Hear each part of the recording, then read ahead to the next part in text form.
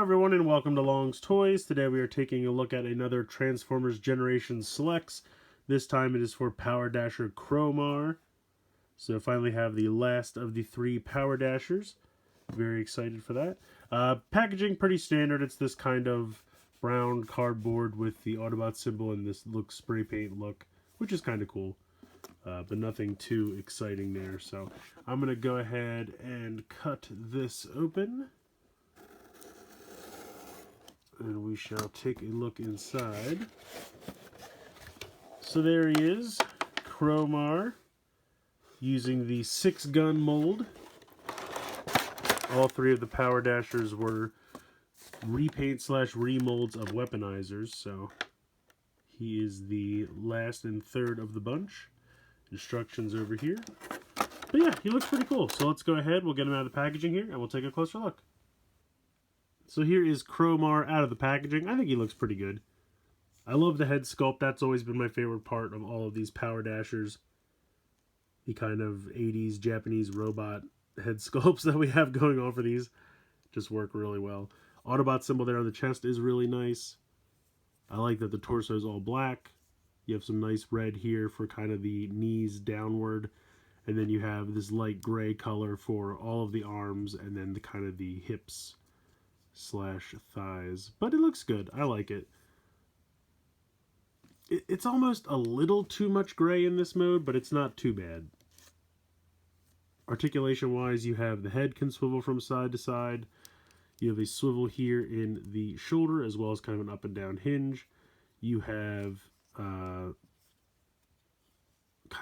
so you have a swivel here as well as 90 degrees.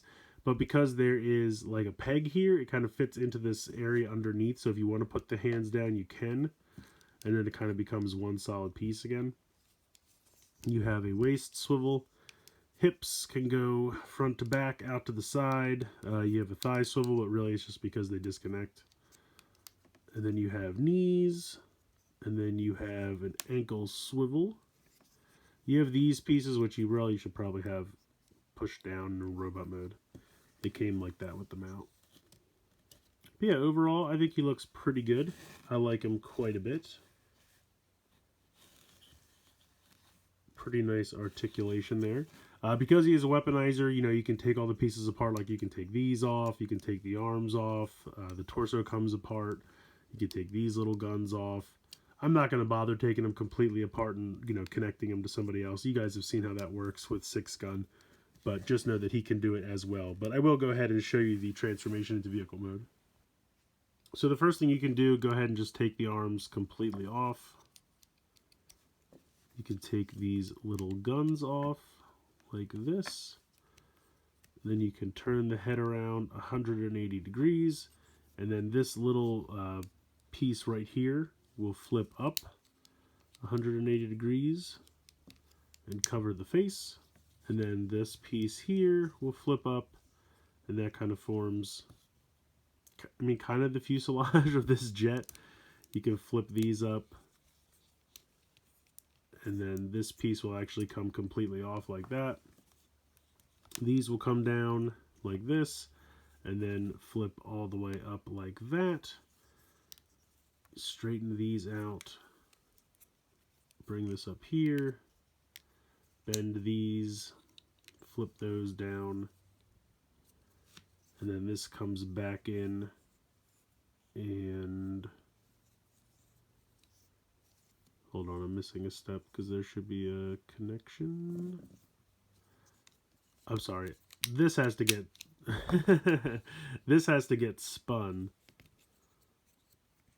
The waist has to get spun 180 degrees, and then you can see here that there's a connection, like a tab right there, and that's going to tab into that spot. I knew I was forgetting something. I was like, hold on a second. What am I forgetting?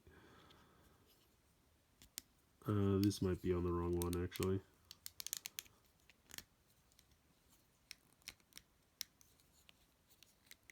It's been a minute since I've played with 6 guns, so I was hoping I could just do this from memory, but obviously I missed a step. Okay, there we go. Now you can see that there's a large peg hole right there, and there's a peg. So this clips into there, and then there you go. You bring the arms back in, And really, you can, if you want to peg them in like this, you can. I think the directions have you peg it in like this.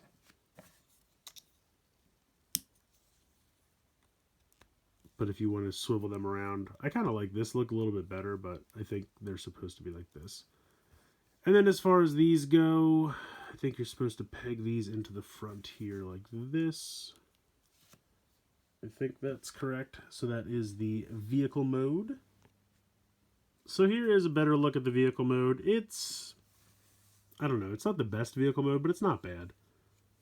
I definitely think the color scheme works even better in this mode because you have a lot of black here in the center with the red, and then the gray is not as prominent, which I think works really well. Plus you have a little bit of red to kind of break up the gray. It's just kind of like it honestly, it kind of reminds me almost like of a drone or something like that. You know, Cromar's going to come by and bring you Amazon packages. How convenient.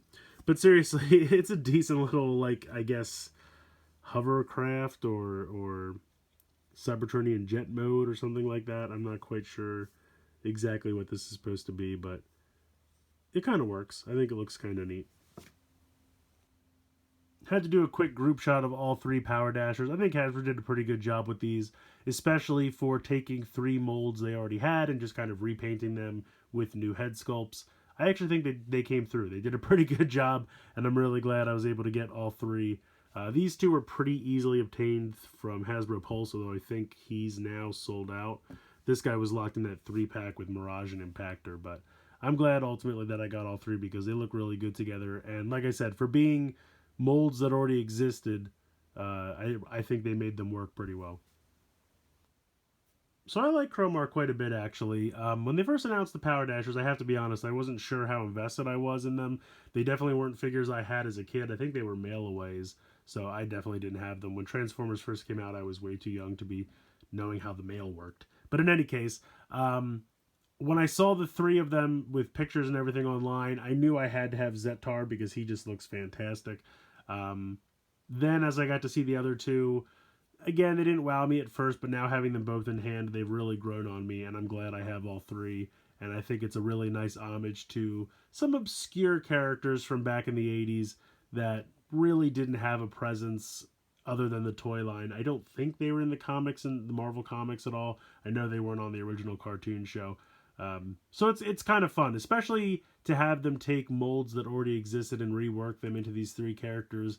They actually worked kind of perfectly because there was a plane, a drill tank, and a car, and that's kind of what we had for these. Well, I mean, Brunt wasn't a drill tank, but they reworked it pretty well. So in any case, I'm rambling at this point, but I think all 3 of them work really well. If you really don't care about the PowerDashers and you already have 6-gun, I could see you passing on this, and you know, you wouldn't have to track it down or get it from Hasbro Pulse, or at this point, you know, get third-party sellers or scalper prices depending on how sold out or unavailable the others are. But if you do like the PowerDashers and you were able to grab these from Hasbro Pulse, I definitely think they were worth the investment. So let me know what you guys think in the comments below. Please like, share, comment, subscribe. Hope you guys enjoyed the video, and as always, thanks so much for watching.